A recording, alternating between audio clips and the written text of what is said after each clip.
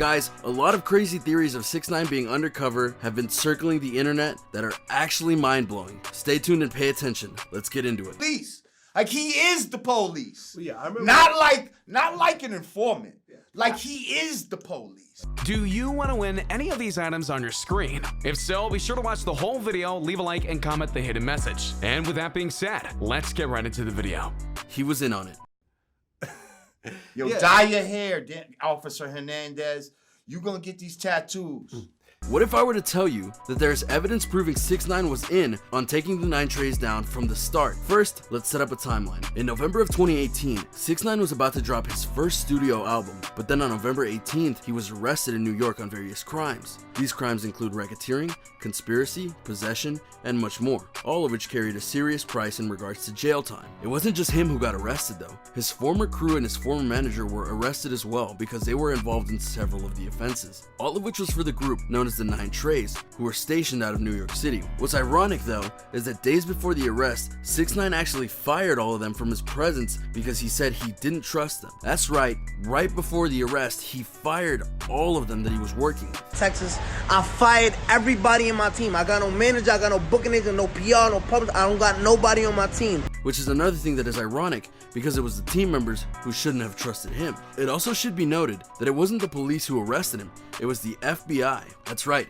He got the attention of the federal government, and these charges that were put against him were federal charges, which contained very heavy sentences should he be convicted. In fact, the minimum sentence that he would have gotten if convicted would have been about 47 years, guys, and the max, it would have been life. But let's ask the question though. Why was it that 6ix9ine was targeted by the FBI? There are basic reasons, of course, but there's also a simple one. He wanted to help take them down. From loving it to hating it. Just had word that Tekashi 6ix9ine pleaded guilty, striking up a deal with the feds. From the moment that 6ix9ine really broke into the world of rap, there was a constant element in his songs. Mainly, he was blasting to everyone that would listen that he was a member of the 9 Treys. Yet, as you know, not a lot of people believed him. Why is that?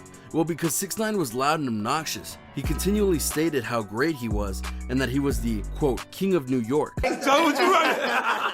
New York is mine, man. What are you talking about? And we ain't wearing no gloves. They know us. But we, and the rap community at large, know better. So if he could lie about that, why not lie about this, right? Anyway, after his arrest, he was given a plea deal, and we'll talk more about that in a bit. But as a part of the plea deal, he had to rat out his crew that he was arrested with, and of course, give info on the 9 Treys. He was even asked definitively what his role in the group was, and as we stated before on the channel, he said, just keep making hits and be the financial support, so they could buy pieces and stuff like that. 6ix9ine said that the group was the reason he gained so much clout. He also said that he had a deal with the 9 Treys. All he had to do was give them 20% of his earnings, so if he made $250,000, he would have to give the 9 Treys 20% and keep around $180,000 for himself. He stated, my career, I got the street credibility, the videos, the music, the protection, all of the above. That certainly changes how you view the situation, doesn't it? Because when it comes right down to it, not only was 6ix9ine a member of this group, he was benefiting from it and kind of loving it because in his mind, this is what he needed, or at least it was for the time, right? Because as people like to know, times change people, and small tidbits of information that came out from the court case seemed to show that 6ix9ine was not happy with his arrangement with the 9 Treys anymore. I mean, come on guys, he was tired of them taking his money, which is why he fired his former manager and crew 2 weeks before the arrest itself happened. What's more, there were rumblings and recordings from the FBI that had various members of the 9 Treys stating that they needed to teach 6ix9ine a lesson in order to keep him in line, and one recording apparently said that he was going to be taken out permanently if he didn't get his act together. That's the kind of revelation that often gets people to turn to the police, or in this case, the FBI, and it's that kind of information that really drives home the possibility that 6ix9ine was one of the people who really helped orchestrate this whole endeavor, even if in a roundabout way. I mean, it makes sense to me. You're working with a group, they help build you up, and then they kind of turn on you or they start taking advantage of you, and there's not much you can do. They did you dirty, of course you're going to want to take them down. The factors that led up to this. Now for the news, Brooklyn rapper Tekashi 6ix9ine is in federal custody facing racketeering and firearms charges. Still sounding crazy? Okay, yeah, sure, maybe a little, but again, think about this in the bigger picture. Too many things don't line up for this to work out randomly. Again, why would the FBI go specifically after 6ix9ine where there were plenty of other people to try and flip or arrest in order to put a big dent into the 9 trays? Why go after a young rapper who thinks he's a hotshot and isn't very valuable in certain ways? Simple, because he proved he was valuable in every way. If you fast forward to where we are right now in the court cases with 6ix9ine, he's singing like a bird in regards to everything he knows about the 9 trays and beyond. But you have to wonder how the FBI knew he had that information, because he told it to them. There's a chance that 6ix9ine had overheard or figured out that the 9 trays were onto him and wanted to get rid of him if it was convenient for him. So what do you do when you have a massive and dangerous group coming after you? Simple. You go and get a massive dangerous group on your side. In his case, the FBI. And it would make sense that he would go to the FBI and not the local police, as he has a very long rap sheet with the police, so they likely wouldn't have believed him. Plus, the FBI specializes in taking down groups like the 9 trays, and he probably figured out that they had been wanting to put a dent in them for a long time. It's a stranger on a train situation, if you will. Though I'm sure you have some questions, such as how did 6ix9ine not get caught in the crossfire? Think about it. All he had to do was get the FBI on the deal, which they did, and then just play it cool while they got all the evidence they needed to lock them all up. Maybe you're asking, wouldn't 6ix9ine's testimony be enough? Not in this case. The word of one person versus a group is never a solid enough foundation for conviction. You need more than that. But 6ix9ine would have put them on the right track to find said evidence. Plus, remember 6ix9ine fired his former manager and crew, and he did it in a mere 2 weeks before the incident that had them all arrested. Now, according to him, he fired his team because of a booking issue. He was going to go do an American tour in places like New York and Dallas, but then he found out that some of his money that he was supposed to be making was getting skimmed by both promoters and his team. In one case, he was going to make hundreds of thousands of dollars, but the deal he signed was for millions. So he fired his team and canceled the entire tour. On the surface, this seems like a very logical thing to do. Someone is cheating on you, you're going to fight back, and in this case, you fire them. But this happened days before the arrest of him and his crew, so again, it was much more likely a plot to try and get himself clear of any danger zone the crew would have put him in, as the longer they stayed together, the more danger he would have been in to be found out. Plus, if they're all thinking that 6ix9ine fired them because of a dumb booking/money issue, which as we outlined earlier was part of his deal with the 9 trays, they would think he's just being a punk and not a snitch to the FBI. That's pretty brilliant, is it not? He had them looking one way, all while the FBI is looking into them. But of course, the arrest itself does bring to light one very important question. Why was he arrested and put in jail? If you think about all the crap that 6ix9ine has done over his career, and trust me, he's done a lot of things, you'd have to wonder how any deal with the FBI or police or something else wouldn't end up in jail time of some sort, especially since he was already being charged with various crimes by various people. And the last thing they needed was 6ix9ine to be compromised in some way to where he couldn't testify against the 9 trays. For his testimony may not have been fatal to the 9 trays, but it no doubt was a big nail in their coffin case-wise. So what is the FBI to do? They let him walk out after the arrest of the group in November 2018. That means he's exposed to the world. But if he was put into witness protection, which we'll get more into that later, there's a risk that 6ix9ine, as again, he's an arrogant and obnoxious person, would be caught after doing a stupid stunt and leave him open to harm. The best solution to this complex problem? Pretty simple, I think. Put him in jail with the rest. He wouldn't be, quote, living the high life, but he would be protected via the jail system and the personal watches by the FBI to ensure that he's well enough for court, which is important to note, because one of the first things that 6ix9ine and his lawyer did after getting arrested was asked to be put in a non-violent offenders wing on the prison. Why? Because he felt he was going to get, quote, super violated by those inside who he knew wouldn't react well to him being in prison. 6ix9ine was transferred, and people were saying that he was released from jail, but obviously he wasn't. He was transferred to a different facility. So no doubt part of the deal was for him to be in prison in a kind of time served arrangement for his past crimes, many of which were closed due to the FBI's arrest and the plea deal. And in exchange, he get a shorter sentence as a result, which, speaking of, that does remind me, the plea deal. That he shall provide to the office upon request any document that shall truthfully testify before the grand jury. If you're looking for one of the biggest pieces of proof that 6ix9ine was in on the whole thing, just look at the plea deal that he took in order to get the 9 trays in a bad position. Now, if you take the arrest at face value, 6ix9ine was looking at 47 years in prison at minimum, and 2 of the counts he was charged with were for life sentences. And yet, despite all of that, there are many reports that say he's going to be getting out of prison either late this year or early next year, which means instead of 47 years,